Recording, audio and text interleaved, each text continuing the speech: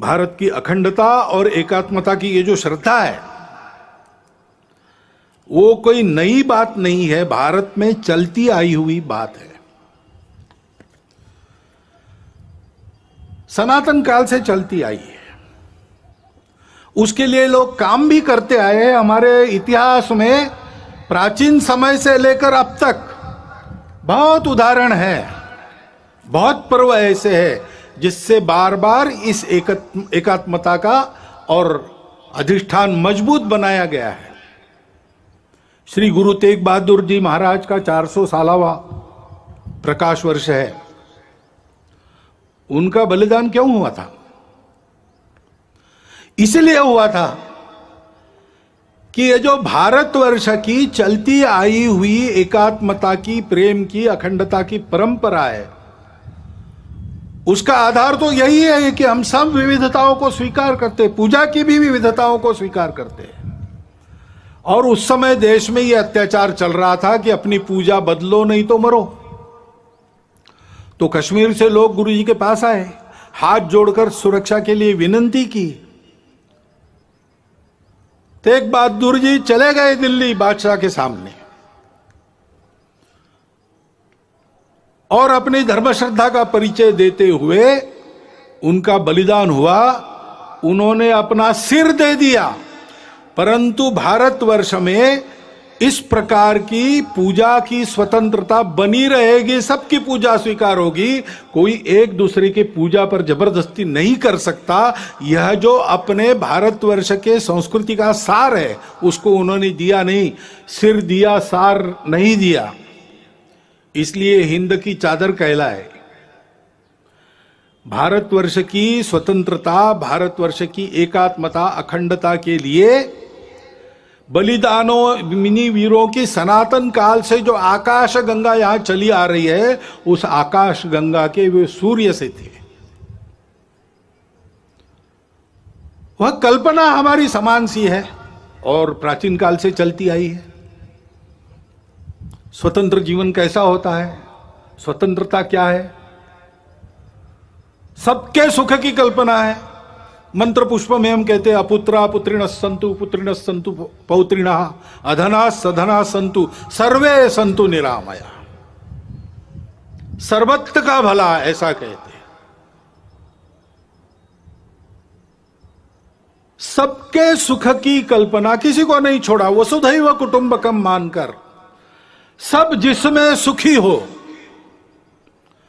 और सबको एक साथ सुखी करने वाला, मनुष्य मात्र के तीनों पुरुषार्थ एक साथ साधने वाला, मनुष्य समूह सृष्टि को एक साथ सुखी कर सकने वाला, अर्थ कामों को नियंत्रण में रखकर मोक्ष की तरफ चलाने वाला, यह जो धर्म है उस धर्म का आविर्भाव अपने यहां हुआ। वो अध्यात्म आधारित है, अनुभूति आधारित है।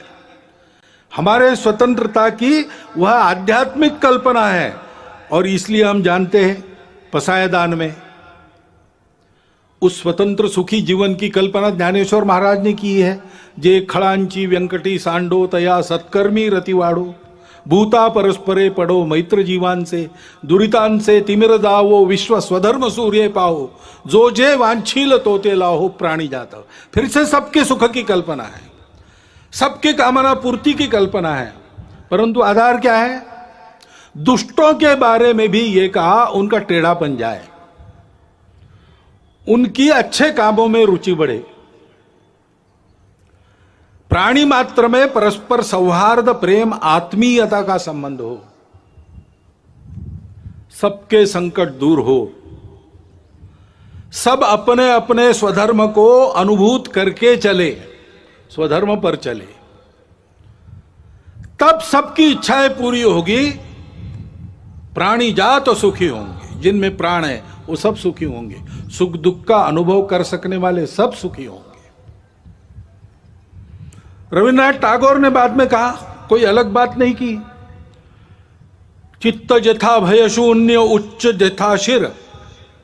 जहां चित्त भय से शून्य हो, जहां हम गर्व से माथा ऊंचा करके चल सके, जहां ज्ञान मुक्त हो, जहां दिन रात विशाल वसुधा के खंडों में विभाजित कर छोटे और छोटे आंगन न बनाए जाते हों, संपूर्ण मानवता की एकता की कल्पना, जहां हर वाक्य हृदय की गहराई से निकलता हो, सत्य पर चलने की कल्पना, हर दिशा में कर्म के अजस्त्र नदी के स्रोत फूटते हो और निरंतर अबाधित बहते हो, निरंतर कर्मशीलता, आदि आदि जो पूरी कविता उनकी है वो हमारे स्वतंत्र जीवन की कल्पना देती है, और उसके पीछे जो स्व है उसका आधार आध्यात्म है,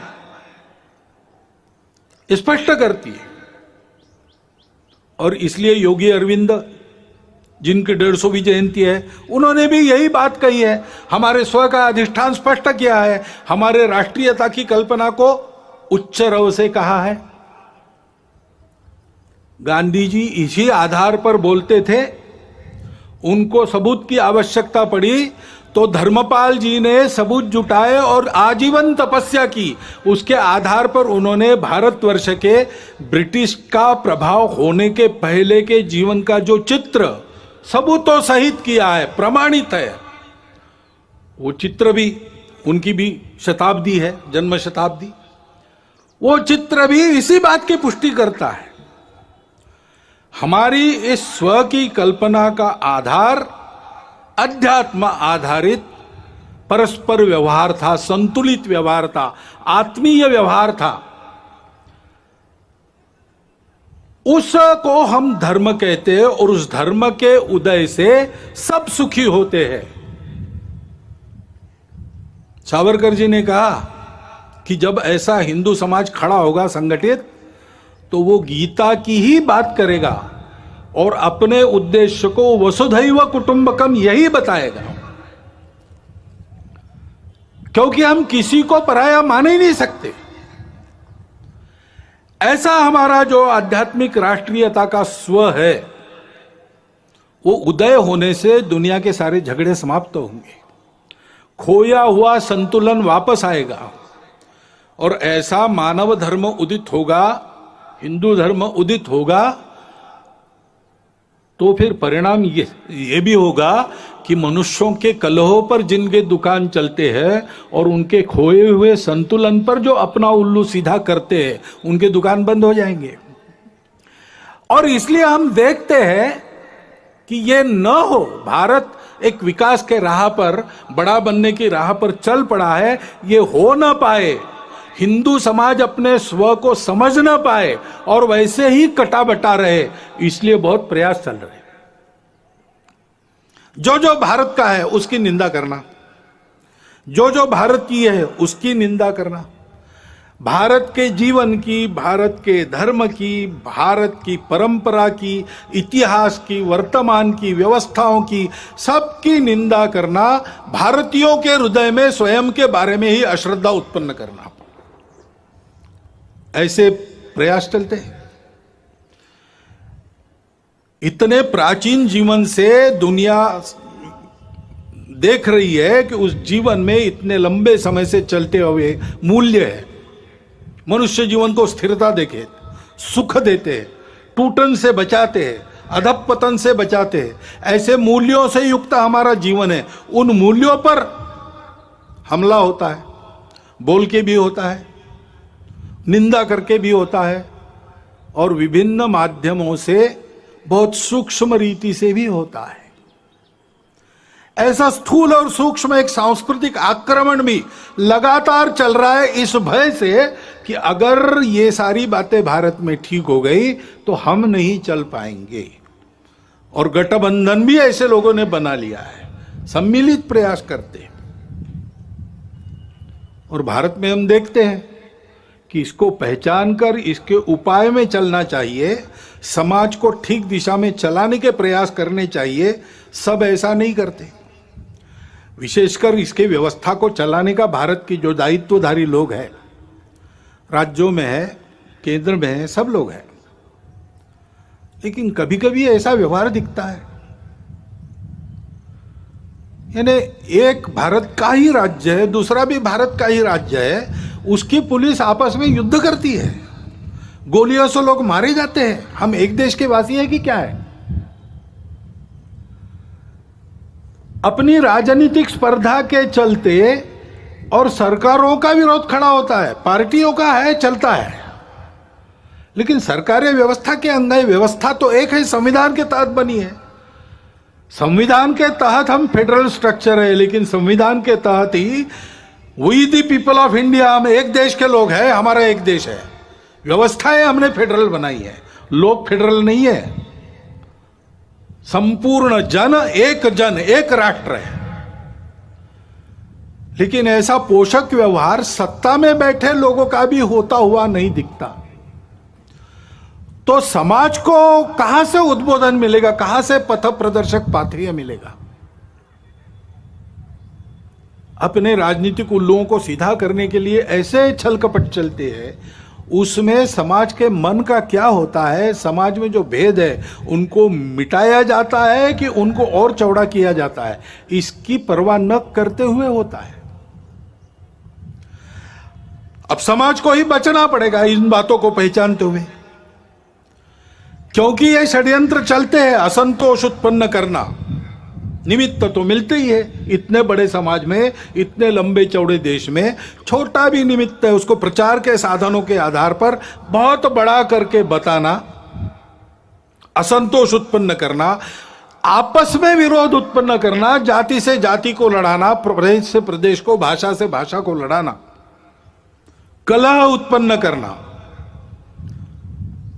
और आतंक का वातावरण उत्पन्न करते हुए इसको शमन करना चाहने वाले शक्तियों को दबाने का प्रयास करना और एक तरह से देश में अराजकता उत्पन्न हो, ऐसा प्रयास करना, ये भी प्रयास चल रहे हैं। और तकनीकी के आधार पर नई नई बातें जो आ रही, वो और आग में घी डालने का काम कर रही। नियंत्रण नहीं है उसका, ओटीटी प्लेटफॉर्म्स है, उस पर कैसे कैसे चित्र आते हैं, क्या क्या आता है। अभी तो कोरोना में बालकों के हाथ में भी मोबाइल आ गया और ऑनलाइन तो देख ही रहे, और क्या देखते क्या नहीं इसका कोई नियंत्रण नहीं। और ओटीटी प्लेटफॉर्म पर क्या दिखाना, इसका भी कोई नियंत्रण नहीं। देश में तरह तरह के नशीले पदार्थ आते, उनकी आदतें बढ़ रही है, वो कैसे रोकी जाए, कैसा हो पता नहीं। उच्च वर्ग से लेकर तो बिल्कुल आखिरी आदमी तक समाज के जितने भी स्तर है, सब में भयंकर व्यसन। और उस व्यापार से आने वाला पैसा किसके हाथ में जाता है हम सबको पता है। देश विरोधी कार्यों में उसका उपयोग होता है। सीमा पार के देश उसको प्रोत्साहन करते हैं। ऐसी सारी बातें चल रही है और अनियंत्रित बातें भी बढ़ रही है। बिटकॉइन जैसी करेंसी है, किस राष्ट्र का, किस नियम का उस पर नियंत्रण है मुझे नहीं पता। एक स्पर्धा खड़ी हो रही है। इन सब बातों को नियंत्रित करना, समाज के हित में चलाना, ड्रग्स जैसे व्यसनों का पूर्ण निराश हो इसका प्रयास करना, यह शासन को करना चाहिए, करना पड़ेगा। परंतु शासन तो अपना काम आज नहीं कल करेगा, करने का प्रयास कर भी रहा है, वो यशस्वी आज न कल होगा। परंतु तब तक के लिए इसका बचने का और बाद में भी बचने की क्या बात है, कैसे होगा? तो अपने यहां पर एक वाक्य सर्वत्र लिखा मिलता है, मन का ब्रेक उत्तम ब्रेक। समाज का मन तैयार होना चाहिए, नई पीढ़ी का मन तैयार होना चाहिए। बालकों का, शिशुओं का मन घर में तैयार होता है। नव तरुण होने के बाद जब दुनिया में जाता है और वो दुनिया के आगे खड़ा होता है, तो उस व्यक्ति को क्या लेना, क्या नहीं लेना, क्या ठीक है, क्या गलत है, इसका विवेक जो मिलता है वो घर से तैयार होके मिलता है, माता पिता के आचरण के उदाहरण से मिलता है, घर में जो अपनी कुलरीतियां पद्धतियां चलती है उसके संस्कारों से मिलता है। उनको ठीक करने से बहुत सारी बात बिना शासन के भी हम कर पाएंगे। और इसलिए कुटुंब प्रबोधन की गतिविधि हमारे स्वयंसेवक चलाते हैं। सप्ताह में एक बार कुटुंब के लोग बैठते और आपस में संवाद करते हैं, मुक्त चर्चा करते हैं। स्वभाषा स्वभूषा, अपना भजन भवन भ्रमण भोजन किस प्रकार से चलता है। कम से कम अपने घर की चौखट के अंदर हम लोग अपने स्व के आधार पर आचरण करते कि नहीं? घर में अपनी भाषा बोलते हैं कि नहीं? कागजों पर अपना हस्ताक्षर करते हैं तो अपनी मातृभाषा में करते हैं कि नहीं? करना चाहिए। जहां टाल सकते हैं विदेशी भाषा को टालो, जहां उसका उपयोग है और जहां अनिवार्य है वहां तो करना ही पड़ेगा, करेंगे भी। हमको किसी भाषा से थोड़ी बैर है। परंतु स्वभाषा स्वभूषा, अपना भजन अपना भोजन, इसका एक महत्व है। स्व का ज्ञान परंपरागत रीति से पीढ़ी दर पीढ़ी बनता रहे, इसलिए उस आचरण के बारे में चर्चा।